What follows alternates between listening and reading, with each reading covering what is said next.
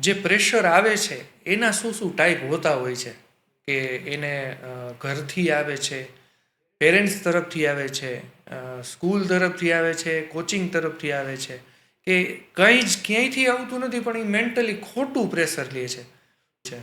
અત્યારના છોકરાઓને છે ને સર એવું છે કે પ્રેશર તો આપણી વખતે બી આવતું, પણ પ્રેશર હેન્ડલ કેમ કરવું એક વસ્તુ તમે સમજો કે છોકરો છે ને એક એઝ અ બલૂન છે. હવે એને બહારથી પ્રેશર આવે ને તો એ ફૂટી જવાનો છે કે ભાઈ પેરેન્ટ્સ છે કે કોચિંગ છે કે શાળા છે, અને અંદરથી મેન્ટલી પ્રેશર આવે છે તો બી ફૂટવાનું છે. બલૂન જ્યારે સ્ટેબલ ક્યારે રહી શકે સર, કે જ્યારે એ બે પ્રેશરને હેન્ડલ કરે. ઓકે. અને આજના યુગ પ્રમાણે એને હેન્ડલ કરતાં શીખવું જ પડશે. આપણને ખબર છે કે ભાઈ આપણે નોર્મલી પેરેન્ટ્સ એમ કહેતા હોય કે 10મા પછી 10મું પાસ કરી લે એટલે લાઈફ સેટ છે, 12th પાસ કરી લે એટલે લાઈફ સેટ છે. પણ આપણને જ ખબર છે કે 10th પાસ કરે પછી જ લાઈફ ચાલુ થાય છે. 12th પાસ કરે પછી જ ખબર પડે કે કઈ કોલેજમાં કેમ જવું છે, 12th પાસ કરે પછી કઈ નોકરી ધંધો શું કરવો, લગ્ન કેમ, એટલે જિંદગી પછી જ ચાલુ થાય છે. અને એમાં જો અત્યારનો આ હાલત હોય પ્રેશર હેન્ડલ ના કરી શકવાની, તો આગળ તો એનાથી વધારે પ્રેશર. ઓકે. એટલે મારી એક એવી આગ્રહ હોય પેરેન્ટ્સને અને ઇવન શિક્ષકોને જે સાંભળતા હોય એમને કે ભાઈ વિદ્યાર્થીઓને પ્રેશર હેન્ડલ કરતા શીખવાડો. ઓકે. આવવાનું તો છે જ સર, અને એ જો પ્રેશર હેન્ડલ નહીં કરે તો કંઈ ને કંઈ પાછળ રહી જવાનું. તો સર, જે પ્રેશરની વાત થઈ, ઘણીવાર એવું થતું હોય છે કે 10thની અંદર એમનું પરફોર્મન્સ સુપર સ્ટ્રોંગ હોય અથવા 12thની અંદર એમનું પરફોર્મન્સ સુપર સ્ટ્રોંગ હોય, અને ફર્ધર એજ્યુકેશનમાં છે ને એ બાળકનું રિઝલ્ટ ઇન શોર્ટ એમ સમજો ને કે એનો ગ્રાફ ખૂબ જ નીચે આવી ગયો હોય, તો એવું શું શા માટે બનતું હોય છે? આપણે એમ વાત કરીએ તો કોઈ પણ કંપનીની સારી કંપનીની ગાડી લઈએ આપણે સર, પંચર તો એમાં પડવાનું છે આજ નહીં તો કાલે સર, બરાબર. પણ રીઝન શું છે સર, કે તમે જો એ પંચરને ટાઈમ પર રિપેર નહીં કરો અથવા જ્યાં છોકરાઓ લેક છે એમની વીકનેસ છે એની ઉપર વર્ક નહીં કરીએ તો એ એટ ધ એન્ડ એ છોકરાઓ શું થશે, ડિસ્ટ્રેક્ટ થશે, સાઈડ ટ્રેક થઈ જશે.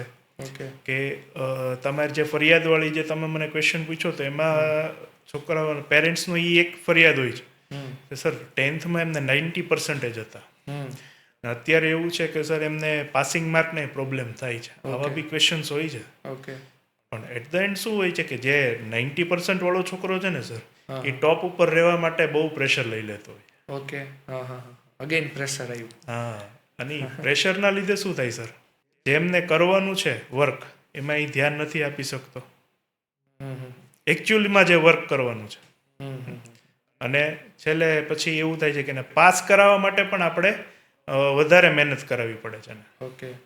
તો સ્ટુડન્ટ્સના માઇન્ડમાં ઓવર કોન્ફિડન્સ આવતો હોય ખરા? એ એક ફેક્ટર છે સર.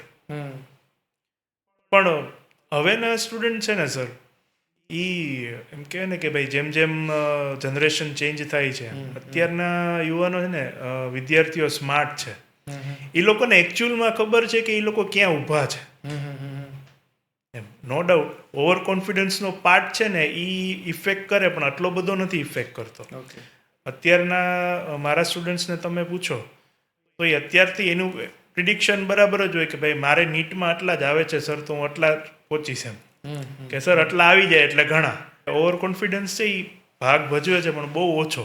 તો સ્ટુડન્ટનું ડિસ્ટ્રેક્શન સોશિયલ મીડિયા બાજુ છે એ બધાને ખબર છે, પણ ઘણા એવા સ્ટુડન્ટ્સ તમારા ધ્યાનમાં હશે કે જે ટેકનોલોજીનો પૂરો યુસેજ કરી અને પોતાના એજ્યુકેશન કે પોતાના ઇન શોર્ટ જનરલ નોલેજને એ વધારે ગેઇન કરતા હોય એવા સ્ટુડન્ટ તમે જોયેલા ખરા?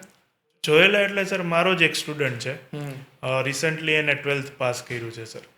પણ એ છોકરો 11thથી એમણે સોશિયલ મીડિયાનો એ રીતે યુઝ કર્યો સર કે એમણે ઓનલાઈન જ કોડિંગ શીખ્યું, વેબસાઇટ બનાવે છે એ, બરાબર.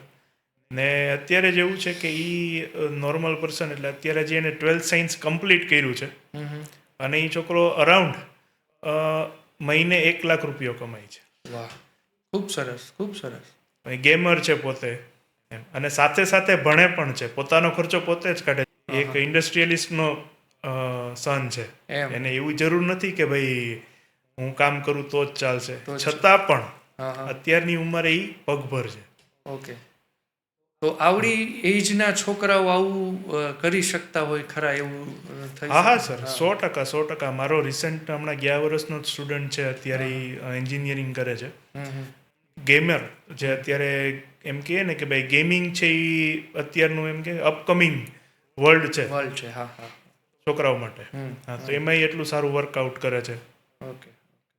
તો ઇન શોર્ટ અત્યારના બાળકોને એવું ન માનવું જોઈએ કે અમે જસ્ટ ખાલી ભણી છીએ, હા એના સમયનો એ ઉપયોગ કરી શકવાય.